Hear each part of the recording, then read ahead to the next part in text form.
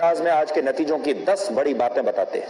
पहली बात, प्रधानमंत्री मोदी का तीसरा कार्यकाल पक्का है, लेकिन आज के नतीजे उनकी उम्मीदों के विपरीत रहे हैं और एनडीए 400 तो छोड़ दीजिए 300 पार भी नहीं कर पाया। लेकिन मोदी आ रहे हैं दोबारा, इसलिए जो लोग कहते थे कि कुछ भी हो जाए आएगा तो मोदी ही, वो लोग सही साबित हुए और प्रधानमंत्री मोदी लौट रहे हैं तीसरी बार।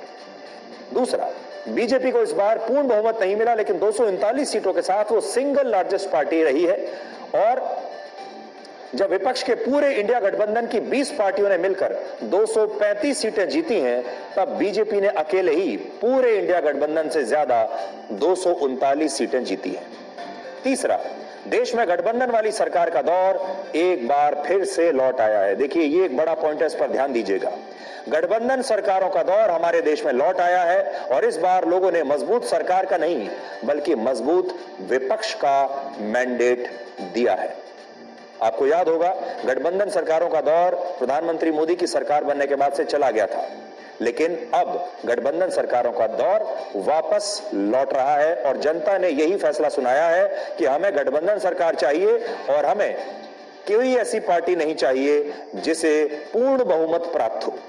चौथा, बीजेपी को हिंदी पट्टी यानी जिसे हिंदी हार्टलैंड वाले राज्यों में जबरदस्त नुकसान हुआ है, जो कि उसका गढ़ होता था, और खास तौर पर उत्तर प्रदेश में बीजेपी को पिछली बार से 30 सीटें कम मिली हैं और अब उत्तर प्रदेश में समाजवादी पार्टी सबसे बड़ी पार्टी बन गई है और पूरे भारत में भी समाजवादी पार्टी तीसरी सबसे बड़ी पार्टी बन गई है।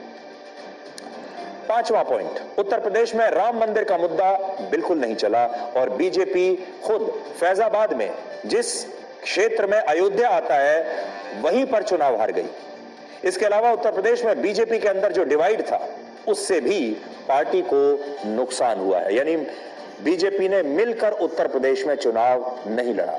छठा, पश्चिम बंगाल में बीजेपी ममता बनर्जी के गढ़ को नहीं भेद पाई और ममता बनर्जी ने पिछली बार से भी ज्यादा सीटें जीतकर साबित कर दिया कि पश्चिम बंगाल के लोगों का भरोसा अब भी उनके साथ है और बीजेपी कितनी भी कोशिश कर ले, ममता बनर्जी अभी भी बीजेपी के काबू से बाहर है। सातवां पॉइंट, इस खंडित जनादेश ने नीतीश कुमार और चंद्रबाबू नायडू को अब किंग मेकर की भूमिका में ला दिया है। आज चाहे विपक्ष हो या सत्ता पक्ष, सभी इन दोनों लोगों का नंबर डायल कर रहे हैं और इनमें भी नीतीश कुमार की जेडीयू को 12 सीटें मिली हैं, चंद्रबाबू नायडू की टीडीपी को 16 सीटें मिली हैं और इन दोनों नेताओं के पास अब मिलकर 28 सीटें हैं, जो किसी के भी संभावना को बना सकते हैं या फिर बिगाड़ सकते हैं। इसलिए आज चाहे इंडिया गठबंधन के नेता हो और चाहे एनडीए हो, सब लोग जो बड़े नेता हैं वो अपने मोबाइल फोन से सिर्फ चंद्रबाबू नायडू या नीतीश कुमार का नंबर डायल कर रहे हैं।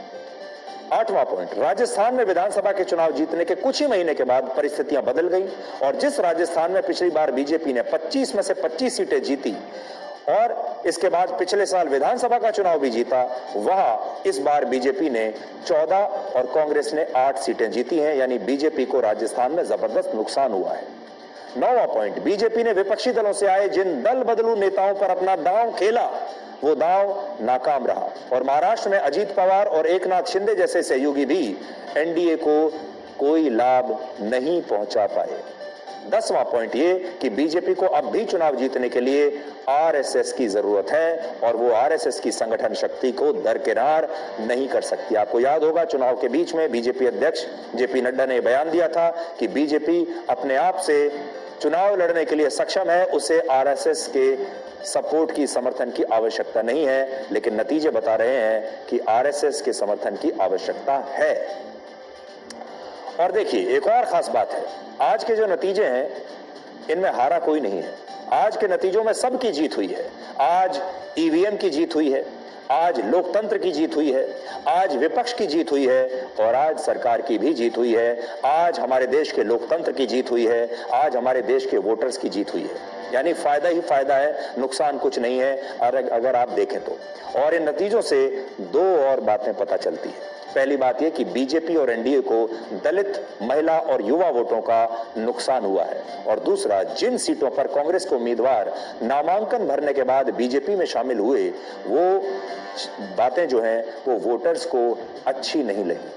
उदाहरण के लिए इंदौर में जहां वोटिंग से पहले कांग्रेस के उम्मीदवार बीजेपी में शामिल हो गए थे, वहां 2,18,000 लोगों ने नोटा पर बटन दबा दिया। 2,18,000 वोट नोटा के नाम पर चली गई। और आखिर में आज के नतीजों का पूरा निष्कर्ष इस एक लाइन में छिपा है, और वो लाइन है, जो जीता वही सिकंदर। ये मैच है, ये मैच आखिरी बॉल तक चला और ये मैच बहुत करीब तक पहुंच गया। असल में लोगों की उम्मीदें एनडीए ने इतनी बढ़ा दी थी 400 पार का नारा देकर। बीजेपी ने, प्रधानमंत्री मोदी ने 370 सीटें हम अकेले बीजेपी के लिए जीत रहे हैं, ये कहकर लोगों की उम्मीदों को बहुत बढ़ा दिया। और लोगों को यह लगने लगा कि अगर 400 से एक सीट भी कमाई तो वो भी हार के जैसी ही है।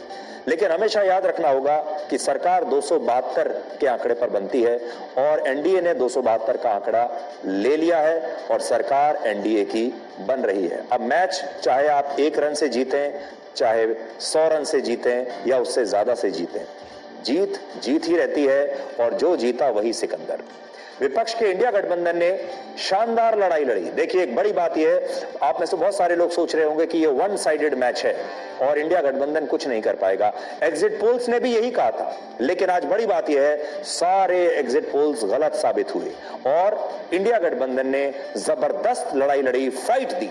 लेकिन सरकार बनाने के लिए 272 सीटों का जो बहुमत चाहिए वो उसके पास अब भी नहीं है, जबकि बीजेपी को इन चुनाव में बड़ी हार मिली। लेकिन इसके बावजूद एनडीए गठबंधन के पास आज स्पष्ट बहुमत है और इसीलिए इन नतीजों में बीजेपी हार कर भी सिकंदर बन जाएगी और विपक्ष अच्छा प्रदर्शन करने के बाद भी मोदी को हटा नहीं पाएगा।